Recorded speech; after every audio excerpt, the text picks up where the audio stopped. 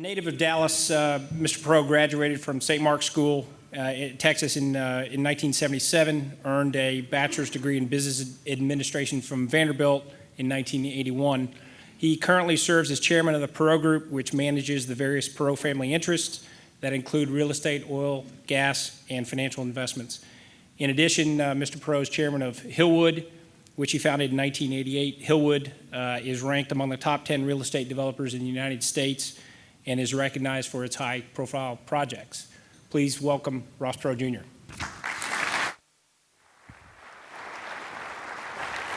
Steve, thank you.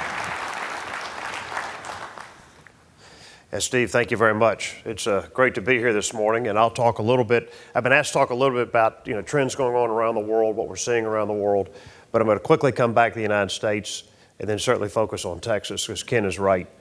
This state, and Ken, I think it's more than just taxes. It's also, there's an optimism in Texas. We have very good political leadership in Texas, and we have low regulation. And so the taxes are important, but also economic freedom is just as important, and we have that in Texas.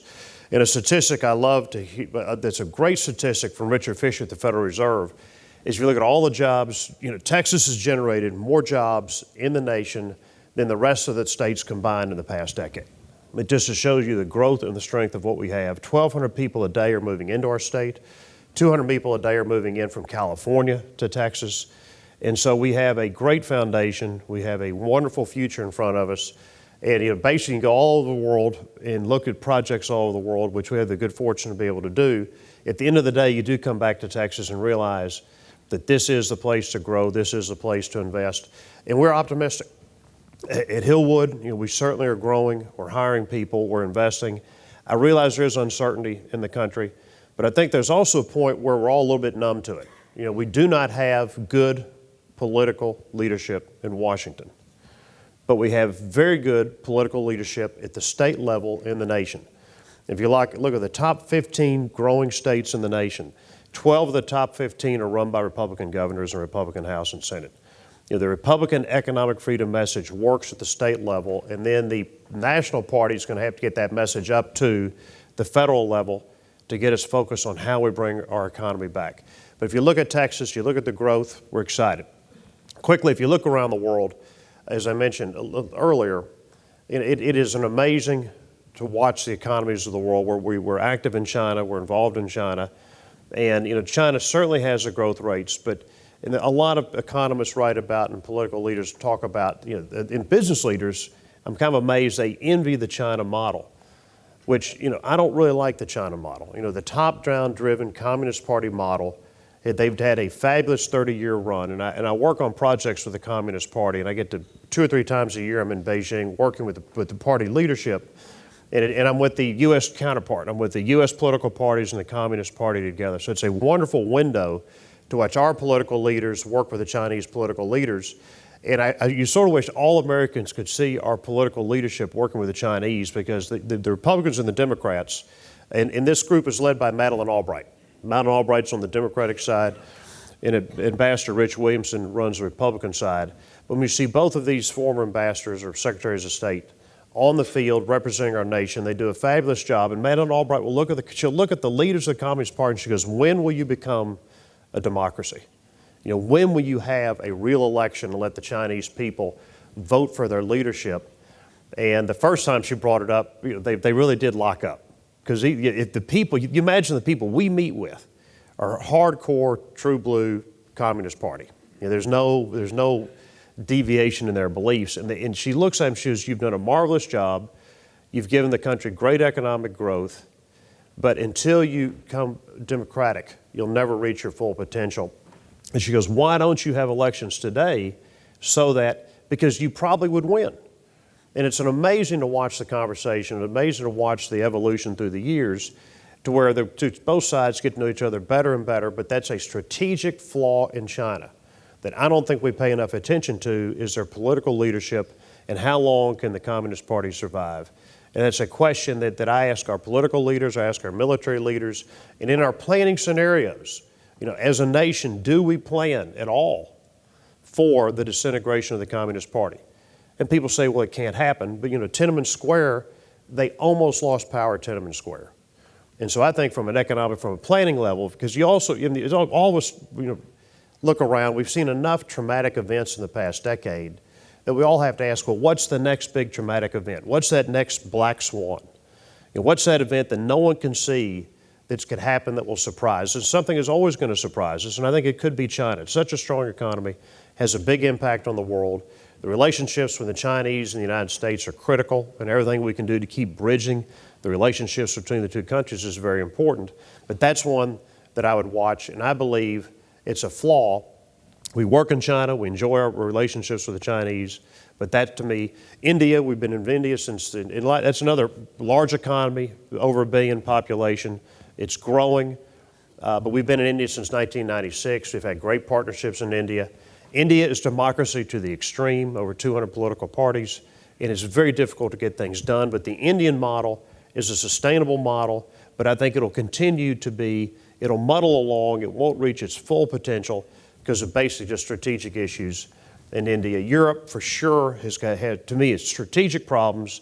Now, we at Hillwood are focused on Europe, and we think there are great industrial opportunities in Europe, and we're putting programs together now to grow into Europe because it's probably a good time. As we look at our competitors, a lot of people have pulled out of Europe, and our philosophy is if people are pulling out of an area, we have a tendency to go in, especially if you see good deal flow and you have good relationships. And so, but Europe overall, big picture, they're also going to muddle. They have such a demographic problem in Europe and a over-regulation problem in Europe, an over-taxation problem in Europe, that I believe Europe will, if they can, and there's a little bit of a false optimism in Europe today. They really think they act like they think their problems are fixed. The debt problems are not fixed in Europe, and I think they're going to have some tough years in front of them until they get back to where I started with Texas, economic freedom, until you free the people to go to work and build their businesses and raise their families without overregulation. I don't think Europe will come back.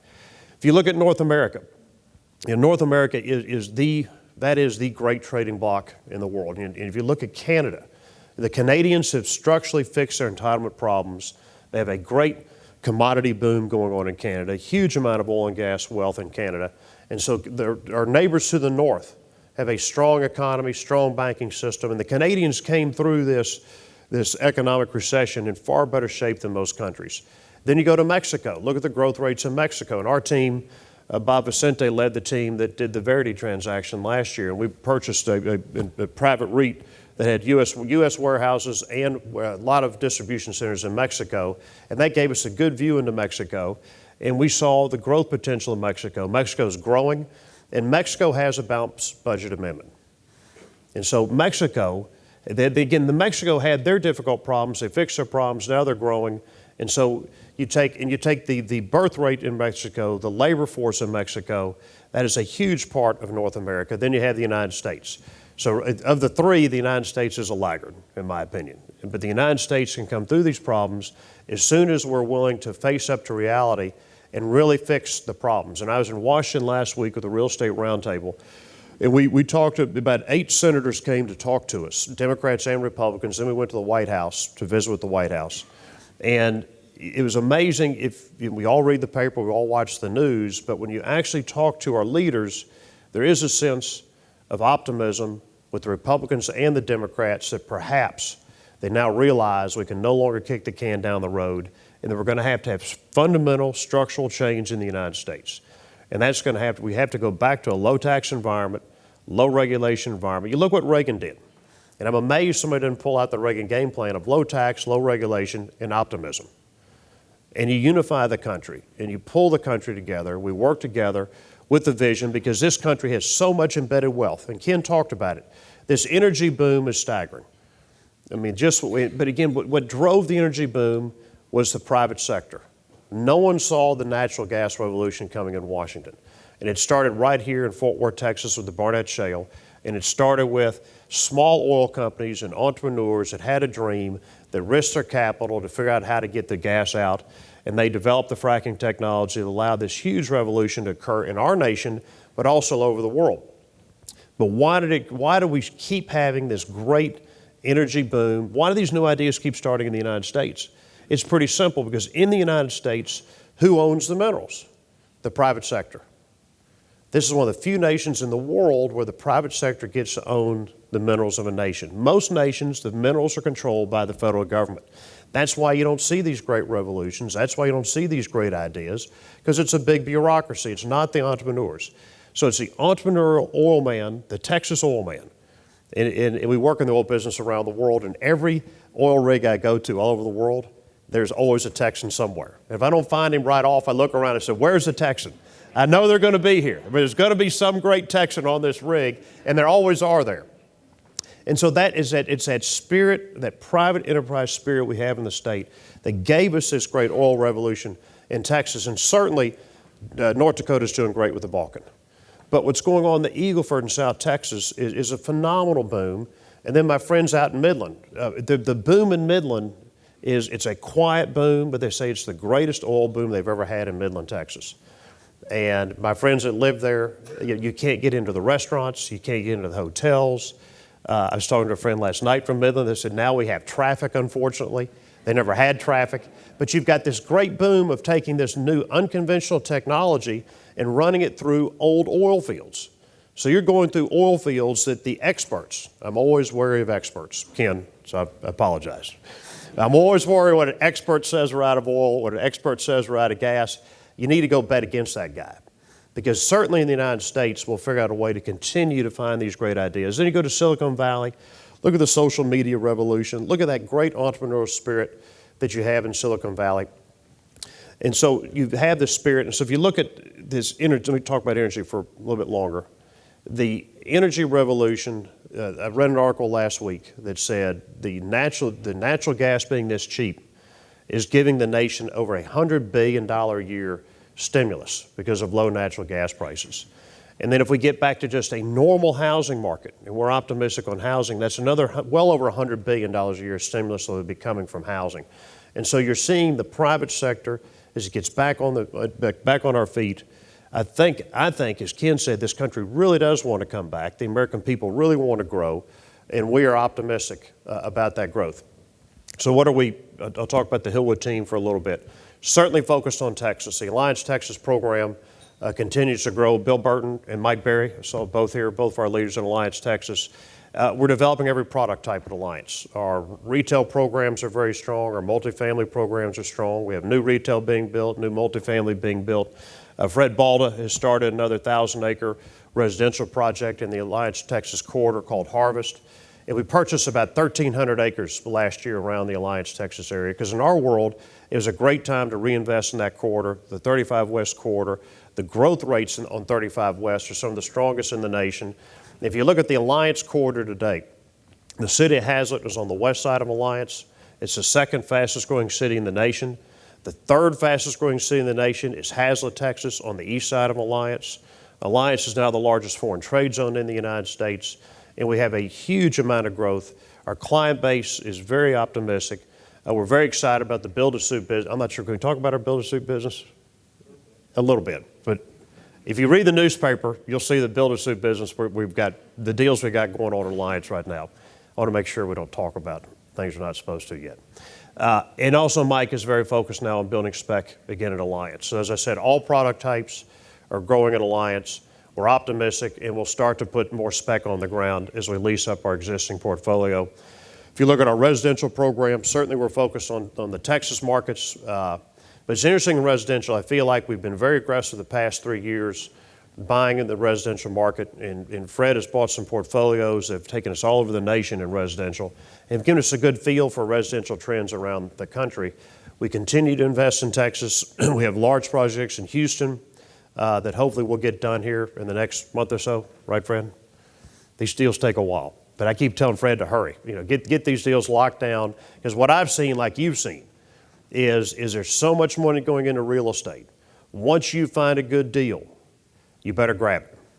You don't have time to look at good deals any longer. 18 months, 24 months ago, you could stare at it. Today, every deal we look at too long, we lose. And every bid we put in, most of the bids we put in today, certainly on residential, we're losing in Texas because there's so much money flooding into residential in Texas. So we have maybe a good 6-month window. Fred's got a nice pipeline for 6 months on some large projects that we'll take down, and that'll give us a great foundation for Texas growth for the next 10 years. And as Ken said, in our world, uncertainty is very difficult because when we're making 10 to 15-year bets on these residential programs. But at the end of the day, we believe in Texas, we believe in our leadership, and I believe that the American consumer will still want to have a wonderful home in a wonderful community. And if we build the best communities at the best price point in Texas, it's a safe bet from our perspective. Fred is also growing. We're very focused now, California. We have been in California since 1990.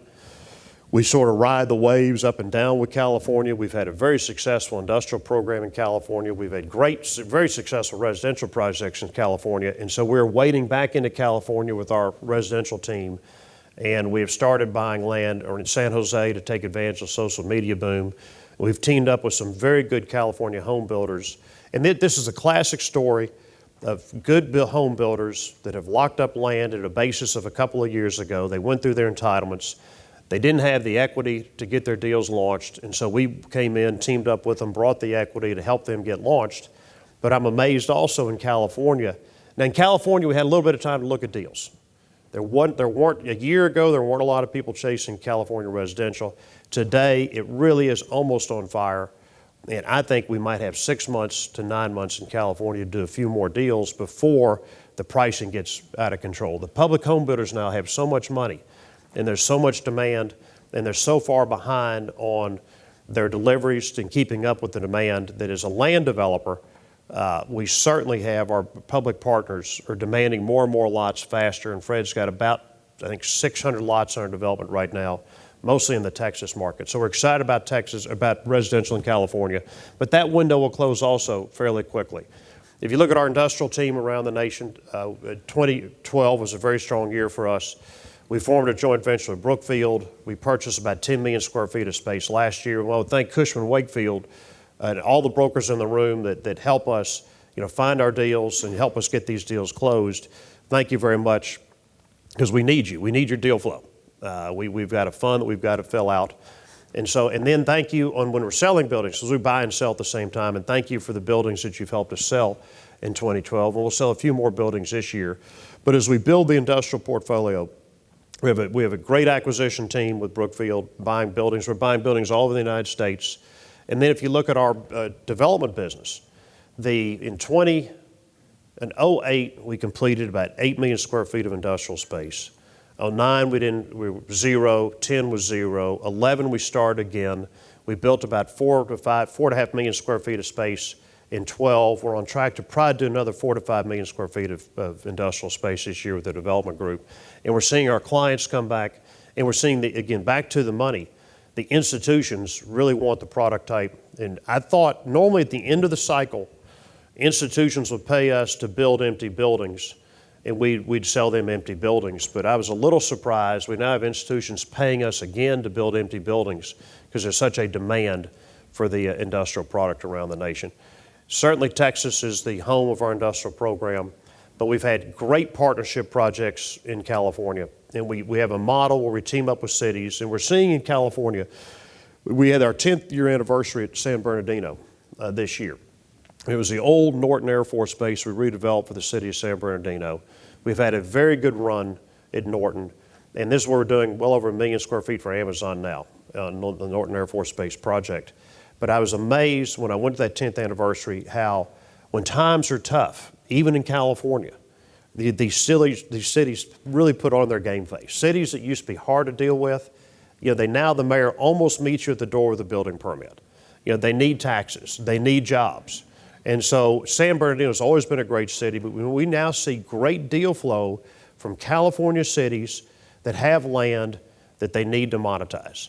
And they need a professional developer with a track record to help them develop out their city. So we see great deal flow in that area. And then even our residential programs. We're now focusing on downtown San Francisco. We've got projects in San Francisco, which I never thought I'd be in San Francisco. As difficult it is to develop in San Francisco, again, but it's the same story.